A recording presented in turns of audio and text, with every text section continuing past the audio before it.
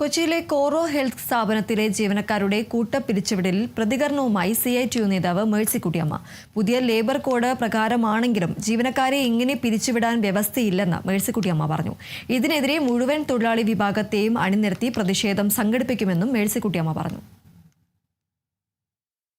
ഉയർന്ന വിദ്യാഭ്യാസം നേടിയവർ, വർഷങ്ങളായി പണിയെടുക്കുന്നവർ ഒരു മുന്നറിയിപ്പുമില്ലാതെ പിരിച്ചുവിട്ടത് CITU അത് അംഗീകരിക്കുന്ന പ്രശ്നമില്ല. ആ തൊഴിലാളിക്ക് ഞങ്ങൾ പിന്തുണ കൊടുക്കും. സമരം വിജയിക്കുവോളോ അവരോടൊപ്പം നിൽക്കും. CITU മാത്രമല്ല, രാജ്യത്തെമ്പാടുമുള്ള കർഷകരെയും തൊഴിലാളികളെയും കൂടി ഞങ്ങൾ കൂട്ടിയോജിപ്പിക്കും. വലിയൊരു പ്രക്ഷോഭമായി ഇതിനെ ഉയർത്തിയെടുക്കുന്ന കാര്യത്തിൽ യാതൊരു സംശയവുമില്ല. കോറോ ഹെൽത്തിനെ മുട്ടുകുത്തിക്കാതെ ഈ സമരം അവസാനിക്കാൻ പോകുന്നു. പുതിയ നിയമനിർമ്മാണം ഇപ്പോൾ ആവശ്യമില്ല. ലേബർ കോഡിൽ തന്നെ, ലേബർ കോഡിനകത്ത് പറയുന്നത് പഴയ ID ആക്ടിൽ 100 വരെയുള്ള തൊഴിലാളിക്കാണ് പ്രയർ കൺസെന്റ്.